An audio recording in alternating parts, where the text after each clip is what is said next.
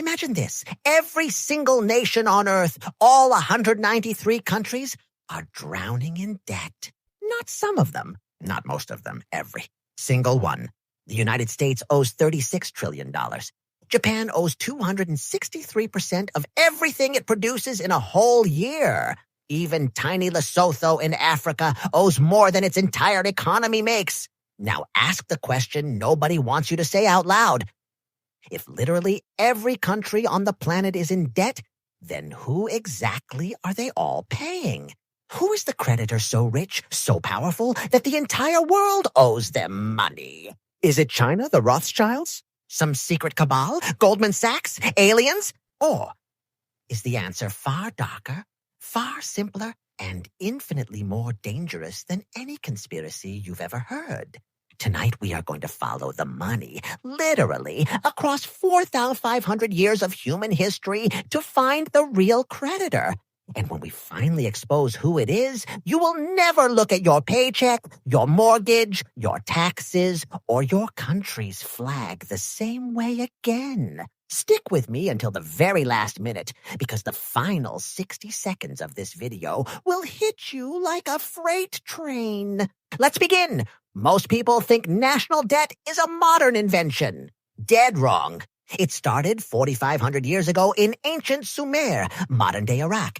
Archaeologists have unearthed clay tablets from 2500 BC that record the world's very first loans. With interest.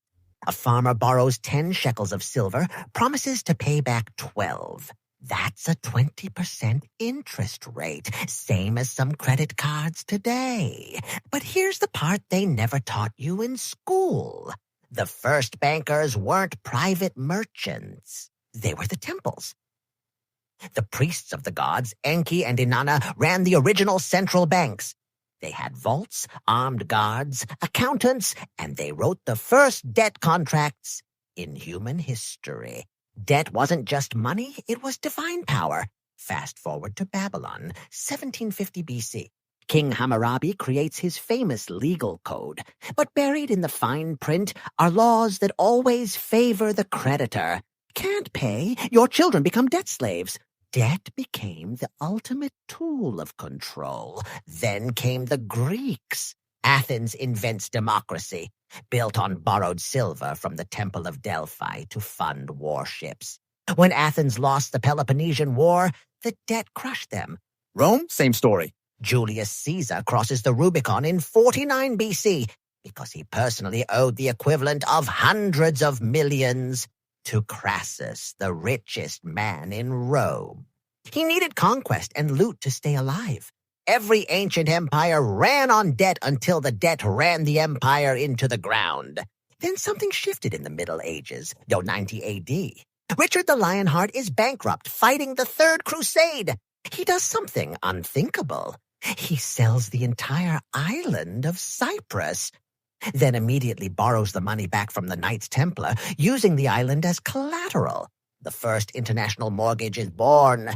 The Templars go on to invent checking accounts, encrypted letters of credit, and cross-border interest collection. By 1300, they are richer than most kings. Then, Friday the 13th, 1307, King Philip IV of France, who owes them billions in today's money, arrests every Templar in France, tortures them, seizes everything, and burns their leaders at the stake. The message to every future monarch was crystal clear.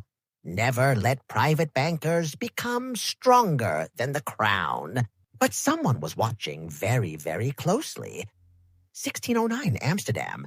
The Dutch invent the Public Limited Liability Corporation, the VOC, the Dutch East India Company. Ordinary citizens can now buy shares in Empire. To make it safe, the city creates the Bank of Amsterdam, the world's first true central bank. It works perfectly for 170 years. Then comes the blueprint for everything we live under today. 1694. England is losing a war to France. King William III is broke. A Scottish adventurer named William Patterson walks into Whitehall and makes the deal that changes history forever. Give me and my private investor friends a bank. We will lend you, the government, £1.2 million at 8% interest. In return, you allow us to issue paper banknotes backed by that debt. And here's the genius part. You will never pay back the principal. You will only pay the interest forever. The Bank of England is born, the first privately controlled central bank that issues a nation's currency. Within 20 years, Britain's national debt explodes from almost zero to the equivalent of hundreds of billions today.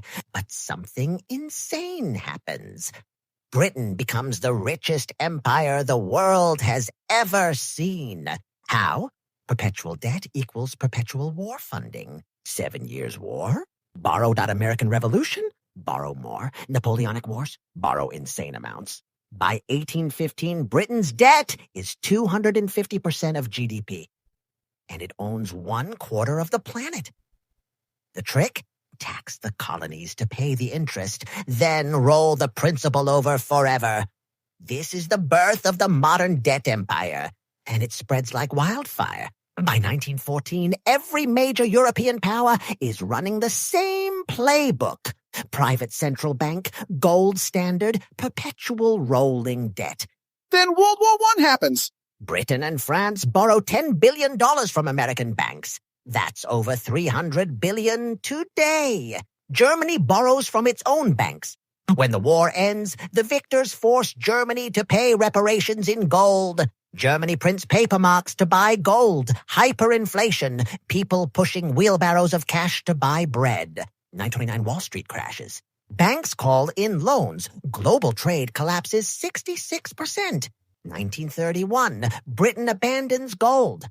1933, Roosevelt confiscates private gold in America and devalues the dollar 70%. The old system is dead. But from the ashes rises something far more powerful. July 1944, Bretton Woods, New Hampshire. 44 nations gather to design the post-war money order. They crown the U.S. dollar the world reserve currency, backed by gold at $35 an ounce. Every other currency is pegged to the dollar. There is one secret clause nobody talks about. America promises it will always redeem dollars for gold, but only to foreign central banks. For 25 years it works. America runs the world, then comes Vietnam. Lyndon Johnson wants guns in Asia and great society welfare at home. He prints dollars like never before. France smells blood. Charles de Gaulle sends warships to New York and demands gold for dollars. Country after country follows. By 1971, Fort Knox is bleeding gold. August 15th, 1971, Richard Nixon goes on live television. I have directed Secretary Connally to temporarily suspend the convertibility of the dollar into gold. Translation: the United States just defaulted on the world. The last thread connecting money to anything real is cut. We now live in pure fiat, money backed by nothing except confidence in government. And confidence can be printed. The fallout is immediate and brutal. Inflation explodes worldwide. 1980, 13.5% in America, 25% in Britain. Paul Volcker jacks interest rates to 20%, crushing inflation and the middle class at the same time. But the real magic trick happens in the desert. Set a 3 OPEC oil embargo. America cuts a secret deal with Saudi Arabia. Price all oil in U.S. dollars only, and we will give you unlimited military protection forever. The petrodollar system is born. Now every nation needs dollars to buy energy. How do they get dollars? By selling real goods to America. America prints dollars, buys their stuff, they take the dollars and buy U.S. Treasury bonds. Stop for a second and really hear this. America borrows money from the rest of the world to buy the rest of the world's goods and pays the interest with freshly printed dollars. It is the greatest wealth extraction machine ever designed, and it only works as long as the world keeps believing the dollar is as good as gold. 2008. The machine almost dies. Lehman collapses, banks freeze, the Fed invents quantitative easing, printing $4.5 trillion to buy toxic assets. Japan, Europe, China all copy QE. Global debt doubles from $170 trillion in 2008 to over $360 trillion today. Interest rates go to zero, then negative. Governments realize they can borrow infinite amounts and nobody stops them. 2020 COVID hits, $20 trillion in new debt in 18 months. 2022 inflation roars back, central banks raise rates. Suddenly, interest payments explode. Italy now spends more on debt interest than on education. America will spend $1.2 trillion on interest alone in 2025, more than the entire defense budget. There is no plan. Austerity didn't work. QE didn't work. MMT is just QE with a new name. CBDCs are coming to track every penny. Every solution is just kicking the can down the road. And now, the moment you've been waiting for. Who is the creditor? You've been patient. Here is the raw, unfiltered truth. Every country on earth is in debt. To its own future taxpayers. And to whoever holds its bonds. In the United States, for example, roughly 72% of the debt is owned by domestic institutions, your pension fund, your 401k, mutual funds, insurance companies, the Federal Reserve, which is quasi-private, foreign central banks, who need dollars for oil and trade, and millions of ordinary investors around the world, including you if you own any index fund. That means we are the creditor. You, me, your parents' retirement account, Japan's central bank, China's sovereign fund.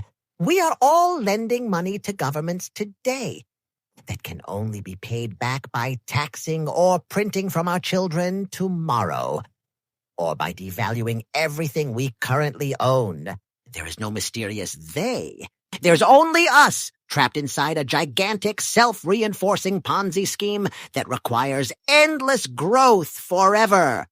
And when growth slows, aging populations, falling birth rates, resource limits, the math breaks irreversibly. This system is now too big to fix, and too big to fail without taking the whole world down with it.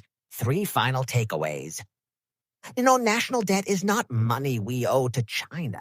It is money we owe to ourselves and to our children in a system that can only survive with perpetual expansion. Every major monetary reset in history, Rome debasing coins, Weimar wheelbarrows, Zimbabwe trillion-dollar notes, started exactly where we are right now. Unsustainable debt, uncontrolled printing, total loss of confidence, brand new system. 3, the next crisis will not look like 2008. It will look like 1971 on steroids, a slow, then sudden collapse of faith in paper promises. Final warning. We are not heading toward collapse. We are already living inside the collapse. It's just moving in slow motion and unevenly distributed. The only open question left is, when the music finally stops, will you be holding infinite paper promises? Or something the system cannot print? If this video just rewired the way you see money, debt, and power forever, do 3 things right now. 1, smash the like button. It forces YouTube to show this to more people. Subscribe to Cash Historian and hit the bell. I drop these uncensored deep dives like this every single month. 3, drop in the comments the exact year you think the current system finally breaks. I read every single one. Thank you for going on this journey with me. I'll see you in the next one. And whatever you do from this day forward, start learning what real money actually is.